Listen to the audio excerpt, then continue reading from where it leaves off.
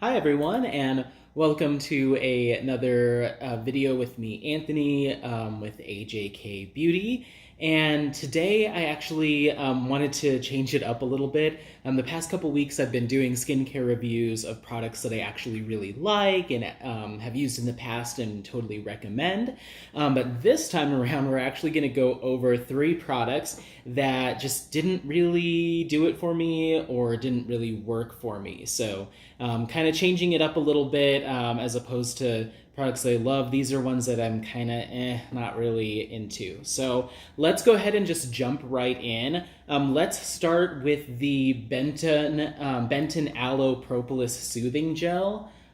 So this product is a moisturizer that can be used daily, but it's a lighter moisturizer and it focuses on soothing with aloe and propolis. So 2 great hydrating and calming ingredients. And on paper, this actually looked like a really good product for my type of skin. I had oily combination skin, but now it's more normal combination, I'd say. And so either way, that this product seemed like it would kind of be geared towards my skin type because of how light it is. I really like the Cosrx Ultra Moisturizing Oil-Free lotion or emulsion. I liked the Etude House Soon-Jung 10 Free emulsion. Those were both really light. And I've also used the Misha, I think it's like Ultra Aqua Full Clear Gel. I think it has a crazy long name. But regardless, so this kind of, to me, on paper kind of fell into that same line of products or similar type of products. But I personally found this to be far too lightweight to give any sort of long-term hydration, at least on my skin. Like I said, I've got oily combination, normal combination, but even still, this just was not enough. So I would apply it, and I'd say, most of my lotions or moisturizers, I can kind of feel them throughout the day, kind of still providing hydration or kind of giving me that moisture. But this one, I'd say after a couple hours, my skin started to feel dry again. And I felt like I needed to reach for my facial mist a lot more frequently, just to kind of keep the hydration going with this product. So not necessarily one that worked for me. I've heard some other people say that it just was too lightweight for them. I would almost think of it, for me, if I was going to keep this in my routine, which I'm going to try it a couple different ways, almost like a hydrating serum or a hydrating booster. So add this with my moisturizer on days that I'm feeling particularly dry. I'm also looking forward to trying this one again in the next couple months when it really does heat up in the summer, because usually that's when I just need something really minimal, because my skin's already kind of dewy and sometimes it's sweaty. So I could see myself like popping this in the fridge and then grabbing it, when I get home from, going on a hike or something like that, just to like cool and soothe everything and provide some light moisture without it feeling too thick or heavy or like a heavy cream or something like that. So I'm not giving up hope on it. It's just as a daily moisturizer, standing alone as that, it just wasn't enough for my skin. Maybe someone that has even more oily skin or just cannot handle thicker moisturizers or lotions would like this. Those with dry skin, I feel like your skin would just soak it up and you'd feel like you wouldn't even know where it went. So maybe if you do have this in your stash or you're thinking about getting it anyway, think of it more as like a hydrating serum or a booster step to put in addition to another lotion or moisturizer, just to add some soothing power, add some calming power to it. So yeah, there's that.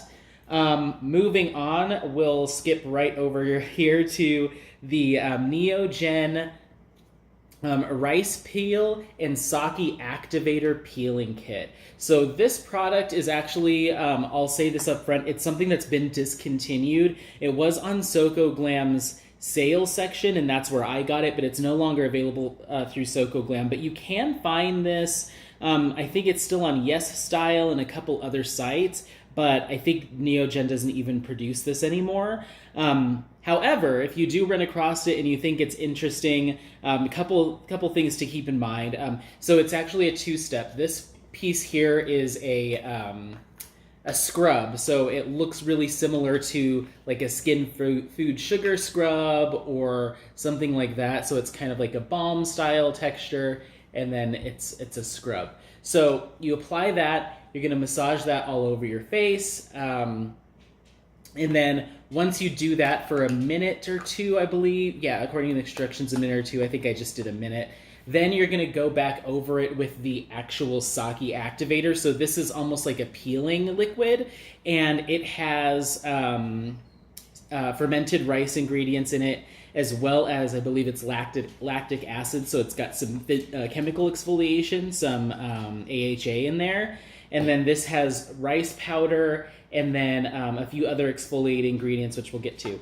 So you just apply this activator right over top, and what it does is it kind of emulsifies some of the scrub and kind of creates a bit of a cream out of it, and then you let that sit and gently massage it in for another minute or so, and then you rinse everything with warm water. So you get that physical exfoliation, plus the activator has some chemical exfoliation in it as well, so it kind of does double duty. So that all, once again, sounds excellent in theory, and I do like chemical exfoliation, but the thing that I didn't realize this product had in it was walnut shell powder. And so that is an ingredient that has some questionable properties in the fact that it can cause little micro tears or micro scratches in the skin, and can potentially have some negative benefits depending on the skin type, how intensely you're scrubbing, and how often you use it. So you just have to really proceed with caution. I didn't see it in any of the product description or product materials mentioned outside of the actual ingredients list on the SocoGlam site when I bought it. And then, in fact, once I did realize it and started putting together my full review for it that's on my blog, I tried to respond to a blog post that was on the clog and didn't get a response, unfortunately. So it was a little bit of a bummer. I found that this scrub ended up being way too intense for me. Doing that manual exfoliation and getting rid of all those dead skin cells and revealing your like kind of newer skin or your more sensitive skin, a little too much. My skin was really red and flushed, and then any breakouts or blemishes that I had that looked really like kind of inflamed and red, it kind of irritated my skin a little bit too much. So I was not a fan of it at all. I might save the sake activator because I think it is a good peeling fluid, just from what I'm seeing on the ingredients list. I think the activation happens because it's supposed to kind of create a little bit of a bubbling effect and some heat. But outside of that, I don't think that these two steps rely on each other. I think they could be used independently. So I think I might try this by itself on a cotton pad just to see if that lactic acid won't provide some mild exfoliation. But because this has the walnut shell powder in it and it was just a little bit too intense, and to be honest, it doesn't smell very good, I'm going to probably end up tossing this piece of it. People that like walnut shell powder or apricot shell, like the St. Ives scrubs, I totally get it. And like I said, it's really all about how intensely you're massaging your face and how frequently you're using the product. That's going to dictate seeing any adverse effects in the short term. But I'd rather play it safe. I really love the Skin Food coconut sugar face scrub. It's got a finely milled coconut sugar, and so the granules feel a lot more gentle, and once you get some heat going, they actually start to dissolve. So you get that initial physical exfoliation, but then it immediately starts to dissipate and becomes more comfortable and a little bit more gentle, which I think is perfect. So as opposed to something like a walnut shell powder that doesn't dissolve, you're going to have those coarse granules, those potentially sharp edges the entire time. They don't break down. So I think sugar is a better option as far as physical exfoliation, just because it's a little bit more foolproof. And someone like me, that there's certain days where I'm just like, gotta get through this routine. And that's not great when you're doing a physical exfoliator, because you're just grinding those particles into your skin, and it can be damaging over time. So that is that for this one. Let me wipe my hand off. The last one that I wanted to go over with you guys is two sheet masks, actually. And they are from MDs Pick, and they're the I Don't Know Yesterday sheet masks. So it's quite an interesting name. And in fact, there's they have these really interesting pictures, and then they have little stories on the back as well. It's funny marketing. I think it's clever. It's cute. And I think part of that cuteness is, I think a little bit of it gets lost in translation from Korean into English on the stories on the back. But it just adds to kind of the quirkiness of the marketing or the packaging in general. These are cotton sheet masks that have a jelly-like essence to them. It's not completely fluid, but it's not like a cream. It's almost like it's like a jelly or a gel type. I can actually open one up. I picked these up at TJ Maxx. They came in a set of 10 for I think $8 or $9, so not a bad deal at all. The reason why these kind of fell short for me is because the mask material, for whatever reason, so you can kind of see in there, let's see.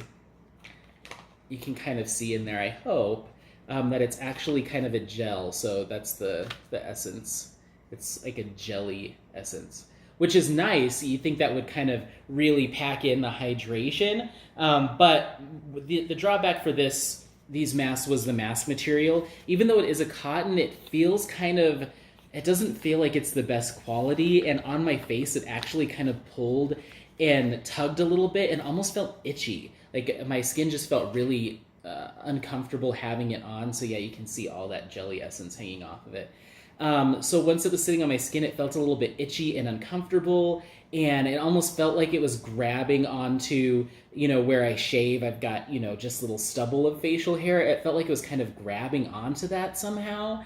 And it just didn't feel very good. It wasn't a nice kind of spa masking experience. I kind of just wanted to get it off my face as quickly as possible. So, I mean, just here to the touch, it feels fine, a little bit rough, but on my face, it didn't feel very comfortable. And I don't know if that's the mask material plus maybe some ingredient in this, or just the mask material itself, but I just wasn't a fan. I did soldier through it and keep them on. I think I did 15 to 20 minutes each for these masks, and I did a couple of each style. I have the moisture here and the brightening. I think there's a couple others.